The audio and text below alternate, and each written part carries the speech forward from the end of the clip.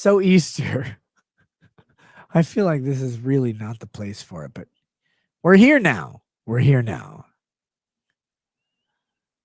Easter is a Christian tradition of observing and respecting the resurrection of Christ, which is like Easter and Christmas have an arm wrestling match, right? For the most important events in Christianity. Oh, Jesus was born. Granny's a little shit, like a little baby's crying all the time. Has to have its diaper changed. Can't you fix that? Did he really need to have intestines? No. You could have made him without those. Help Mary and Joseph out, but no, you made him normal. So he's this little baby. He's crying all the time. Or the time when he dies, that's Friday. And then apparently Sunday, he's resurrected. Now, there's a dispute over the days.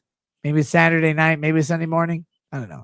You got to read the text and figure it out yourself. I'm not going to do it. There's a dispute, though. Anyway, so we look at this thing and we go, oh, yeah. I remember that God guy. He died and came back. What a racket. So he comes back. And when he comes back, it's this really important time, just like when he was born, but different. He says, hey, I died, but gotcha. I'm back. I defeated death. Death doesn't win anymore. Like, wait, how did death win over God in the first place? I'm very confused. But he's like, no, listen, there are rules. And I beat them because I died, and now I'm back, which means all your sin is gone. Wow. Why? Because I suffered on the cross. Like, I didn't know that was part of the deal. I would have put you on a cross earlier. We waited 33 years for this. There's a bunch of people. No, it's like, no, I went down and got those guys. I brought them back up to heaven. They were on the grandfather plan. Like, when they were still down like purgatory and hell and shit, though, it's like, trust me. It's okay. I know about this. You don't. So Jesus dies and comes back, and you're like, oh, okay. And he's like, no, everything's won. I paid the price for all of you guys. Like, I paid the cover. Get in the club. Get in the club. Get in the club. And it's really kind of cool when you think about it, because it's the first time in the Bible, to get serious, it's the first time in the fucking Bible where God is like the most compassionate he could possibly be. And I hate that Christians do this. I actually hate this part of the Bible. They say God sent his only son to die so that whatever. I don't think God sent Jesus to die. Maybe I'm a heretic. And God's like, hey, by the way, look, I got this planet full of these weirdos. Like, if you go down there, it'd be cool. Like, talk to them and stuff, make them think about me sometimes. Like, I'm kind of cute, but they don't have access to my Instagram, not for a while.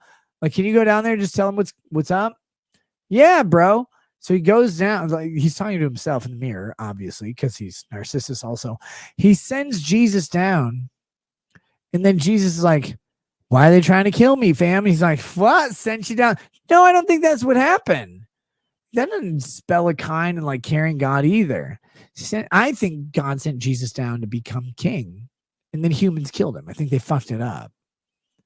But I think God was like, I mean, you can't fuck my plans up. I'm going to make you wait a while like Moses in the desert, right? Like, you don't get to get to the promised land. Oh, God, you fucked that up, you idiot. Oh, your cool little golden sheep or whatever. I don't care about that shit. You have to wait outside like a bitch. Joshua's going to go in there. He's going to be like, oh, there's Canaanites. We can kill those guys.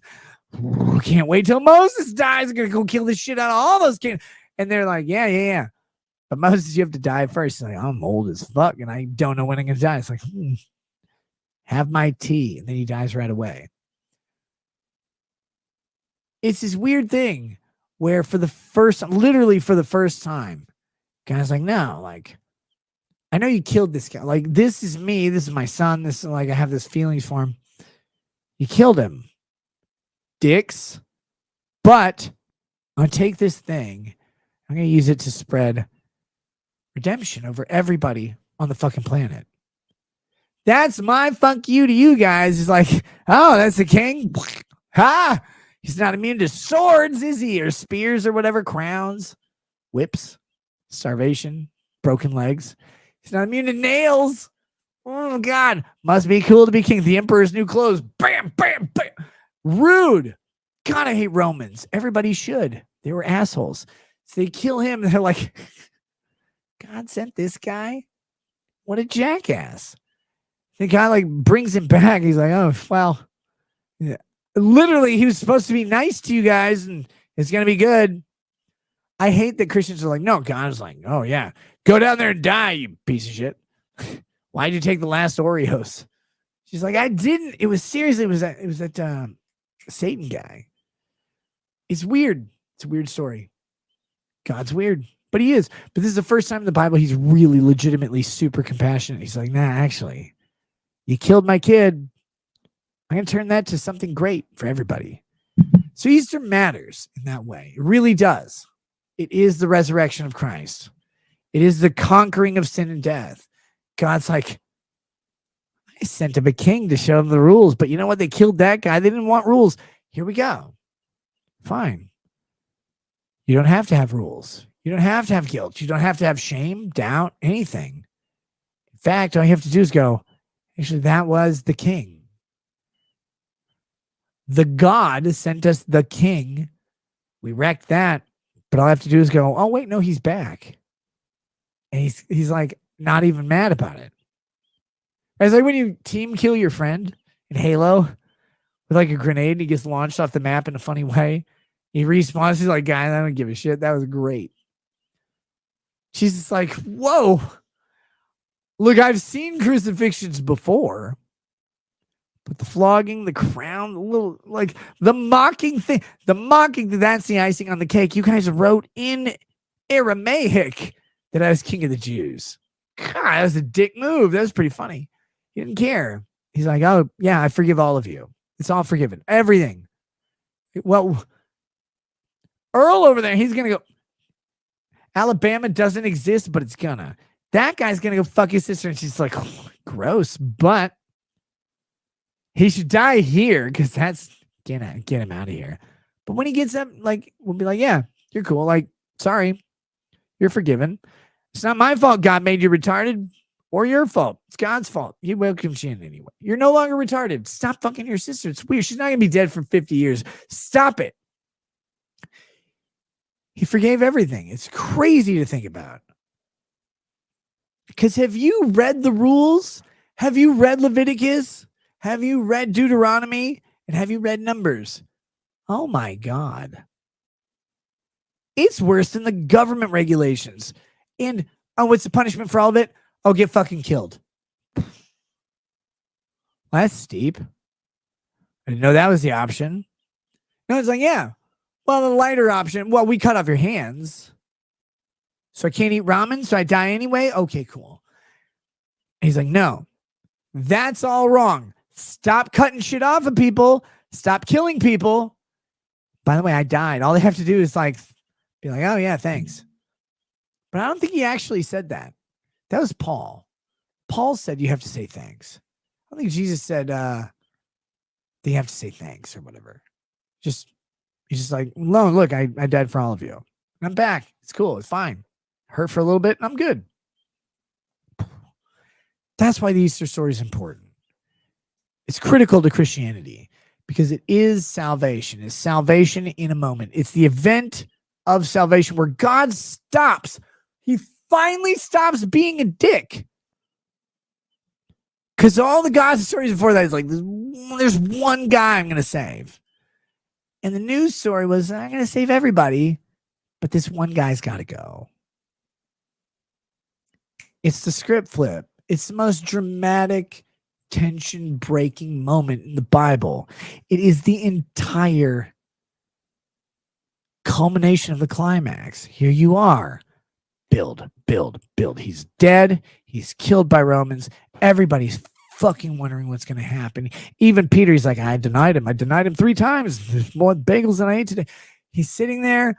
No one knows what's going to happen. And then, bam, he comes back. They're like, holy shit, that was cool. Except for Thomas. He's like, I don't buy it. right? Thomas is a guy who's never spent more than $40 on anything in his life. It's like, nah, let me put my hands in that. But forget Thomas. That's like your friend's frugal black dad. That's Thomas was black. I think people know that. Anyway, ignore him. But everybody else is like, holy shit, you're back. That's cool. Oh, and everyone's forgiven. That's wild. No one had, like, you didn't have to flood the earth. They knew all these stories, by the way. You didn't have to flood the earth. You didn't have to kill all the firstborn. You didn't have to, like, make us wander around the fucking desert again. You didn't have to do any of that. No. You died and that was it. Oh, wait, you came back? So you didn't even really, was it really dying though? Was it that hard, Jesus?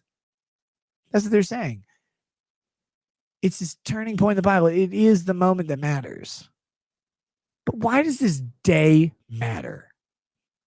I really want to ask you that as Christians, because to me, this is a big problem. Why does this day matter to celebrate and be like, he's risen? Remember that. You know, they tell us that all the time. He died for your sins and he's risen. Oh, yeah, good. I got it. Why does today matter? Why is it special? What is it? I actually don't think it is that special. I don't think Jesus wants us to focus on his death and resurrection. To me, if I'm reading the New Testament, because the Old Testament, fuck you, the Old Testament. If I'm reading the New Testament, I'm looking at the ministry of Jesus. I'm looking at his disciples. I'm looking at everything. You know what I don't see? I actually don't see the disciples running around being like, he's risen on Easter only. I don't see that. Or a couple days after Passover or whatever. It doesn't matter. I don't see that at all. In fact, I see them doing daily ministry. I see them doing daily service. I see them ministering to the poor, the sick, the needy, the hungry, the women. I see them going out and fixing broken things all the time. Not going, he's risen. Yes, today matters. I'm going to put on nice clothes. Take a bath, maybe. No. He just every day grind. Find and encounter hurt in the world. Find and encounter people in the world who need anybody. And just tell them, hey, what can I do for you? And then fucking do it. Most important part is just do it. Even if you can't do all of it, you do a little bit. Hey, man, I'm down on my luck. I got nothing. Like, well, I'm not going to give you a 20 because I know where that's going. But here's the Snickers, man. Like, here you go. Here's a box of cereal. Here's something. Here's a blanket. Here's a book. I know you're out here. It's hot. Here's an umbrella. I know it sounds weird. You ever stand 100-degree heat for 8 hours asking people for money? Probably not. You got internet. You're watching Jackass on YouTube. It's weird to think what little things that we take for granted matter. The disciples did that shit all the time. So did Jesus. He's walking around. He give these people like little nothings, and then they became big somethings. Oh yeah, that's what I got. Blind guy's like, what do you need? My eyes hurt. Here's some lube. Like in Brokeback Mountain, he spits the dust in his eye holes. And all of a sudden he's like, he does the thumbs in the eyes. She's like, and then suddenly this guy's like, holy shit, I can see. She's like, I know. That's good for me too. But it's weird. All these things that they do, they come from this basic understanding. And if you go back and look in the, I promise you, if you go look in the New Testament, this is where modern Christianity fails this all the time. And I legitimately mean that. They fail this all the time. Go look in the New Testament at all of these moments of ministry and miracles and realize that the first thing they do always is address the current, present physical need of the person. And the second thing they do once that's done is they tell them about their soul, their life, their sins, their failures, and their successes that are to come. Say, hey, stop doing that shit. Go be better. That always comes second. The American Christian church makes that first. And that whole minister to their physical needs, that doesn't happen anymore.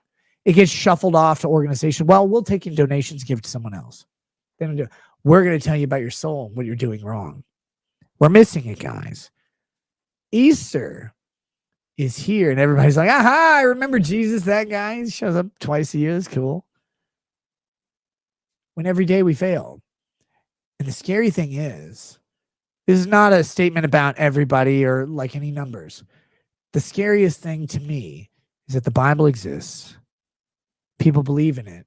And yet there are people who don't believe in the Bible who do more than the people who do.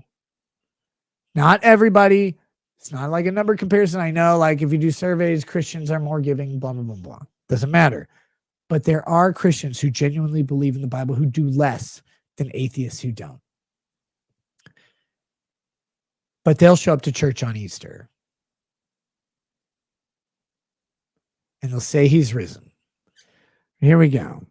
So let's finish up this Easter topic, because I know it's riveting and everybody loves like talking about Christianity with a jackass who licks bottles on stream. Thousands of people. You're only mad because you wish it was your bottle. Anyway, here we go. Look, Easter. Easter is a huge event. It's a culmination of all this stuff. But I keep going back. To this idolatry thing. You know, the whole like idol thing. And I know it's like don't take false idols or whatever. But I don't like the idolatry aspect of Easter. I think we over-idolize this event. Yes, it matters. Yes, it's big. We all know. We're told every fucking year, over and over. And we're told in the in-between times, right? Between Easters, you hear about Easter. If you're in a Protestant church, you hear about Easter. Between Easters, about 330 days out of the year. No crazy time for you, right? You know you're saved. Do you know you're saved? You know you're going to heaven? Like, stop asking me that question. This is a philosophical question that involves existential problems that I can't answer. I was Catholic and I went to go visit the Pope. I didn't go to visit the Pope. The Pope was visiting St. Louis, Missouri, and I went to go to that. And then I got approached by a street Protestant, which is just a Protestant without shoes. He was telling me about the good news of Christ. I'm like, yeah, bro, I'm Catholic. It's cool. It's like, do you know you're going to heaven? I'm like, whoa. I mean, like, listen, buddy, I'm like 17, maybe 18. I think it was 17. And I have seen women. I don't know if I'm going to heaven or not. Because what's going on in my mind right now isn't good or bad. It's pretty great and also very evil. So I don't know, man. You don't have shoes. Do you know if you're going to Nike later? And they're always like, you gotta know. I'm like, how do you know? Because Billy Graham said so? That guy was weird. We've cheapened so much, like this idea of salvation, what Christ allegedly did on the cross, right? What God converted man's evil into, and the ultimate act of mercy, compassion, and love for those that killed his own son. Although, like, again, is it really that bad if you can be like, bloop, and he comes back? Like, and you know you can't. God knows he's like, I can make another one. But anyway, he shows his ultimate act of mercy, compassion. I know it didn't matter to God because he's like, it's fine. Look, he's got a warranty. And like you could, yeah, put a bunch of holes in him, whatever. Crown things is weird. Like, I don't know why you guys are doing that. He dies on the cross. He doesn't eat. Kind of needed. He had bad food taste. He's got a warranty, though. I'm going to fix him. It'll be fine. But the point was to relate it to us, right? Like, I'm his dad. That's my son. Like, if it was you and your son, probably be pretty pissed off. Wouldn't feel good. And so then I'm going to take that ultimate act of horrendous loss and pain, and I'm going to turn it into compassion, grace, a gift for everybody. Because I do have the warranty, right? Like, I bought it. The extended one lasts a while. This sucks. I'd be without my Discman for like 3 days. But when I get it back, that Green Day thing's going right back in. So I grew up in the 90s. But anyway, so he knew that Jesus was going to come back singing an American Idiot. And that was fine. But he wanted to relate it to these people who didn't know how to overcome death. Like, I got the way. I got the answers right here. By the way, when your sons die, when you die, you're a son, whatever. You'll know what I went through for you. And also you'll know that you have a warranty too. You don't come back here because here's shit. Look, I made this place with leftover parts. All the good shit's up there. That's where you go. Just fuck off to that place. That's way better. But you have a warranty too. You're not going anywhere. Don't worry about it. Why? Well, because you killed him, but he's mouthy. It's a weird thing. Christian belief in this faith in the resurrection, salvation through death is a strange thing in a vacuum.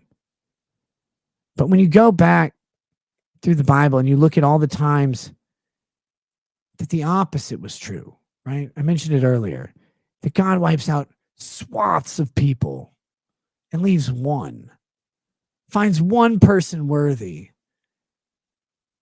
This time he finds the one worthiest person. It's him as a human. Finds the one worthiest person that's out there and says, instead of killing all you motherfuckers for drinking all the grape soda, I'm just going to kill that one. But that guy didn't even drink grape soda. He was drinking milk. No one wanted milk. No, but I know he's the best one. And when he dies, all y'all are going to be fine. Not even going to be mad about the grape soda anymore. And it's a heel turn on the entire Bible. All of it. All of it's flipped on its head. Everything goes from this outward religion of hatred. Fuck you, Jew. To the Jews, by the way. Outward religion of hatred. Condemning the others. You got too many tassels on your robe. Dead. Your woman touched my penis. Dead. But after I get her, I buy your daughter after I rape. Weird outward projection of hatred through religion of the old Jewish law, Mosaic law. It flips it into an introspective law about self-condemnation, self-preservation, self-betterment, self-judgment, not the judgment of others around you. I mean, Christians forget this all the time, but seriously, it's about self-judgment. It's about looking at you going, oh God, I kind of suck. But also knowing that, hey, I know I kind of suck, but that guy fixed it. Everywhere else, we all had to die. It's cool. It's a cool moment. Why is it such a big deal? I don't know. It's a one-time thing. You don't have to talk about it every fucking year, though. It doesn't have to be the biggest, most important celebration. To me, it should be just another day. Because, and this is the last point, God and Jesus and the disciples, when they ministered, all of those instances, it was not important what day it was. In fact, it was specifically unimportant what day it was, because that's the everyday work. That's the everyday compassion. That is what Christ came to show us who God was. It's like, yeah, I know. I had to die and do all this stuff, and he bought all your salvations. One thing is great. Fire sale, 30% off or whatever. But every day, seriously, every day, I'm the groceries, motherfucker. Put me in the fridge. Take me out. Use me to solve everyone's daily shit all the time. Because that's what Christianity is about.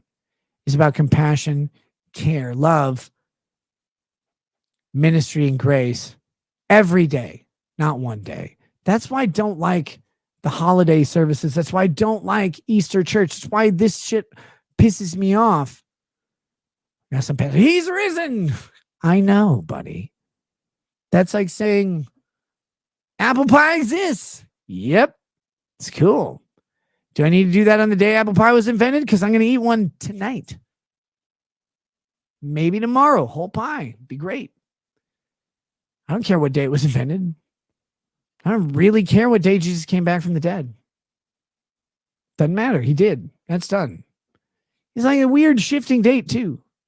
All right. Anyway, that's my little bitchy bit about Christianity and overemphasis on this stuff that just is completely unimportant. And yeah, I just said Easter as a holiday was unimportant. 1 second. Oh, God damn it. Hold on. 1 second.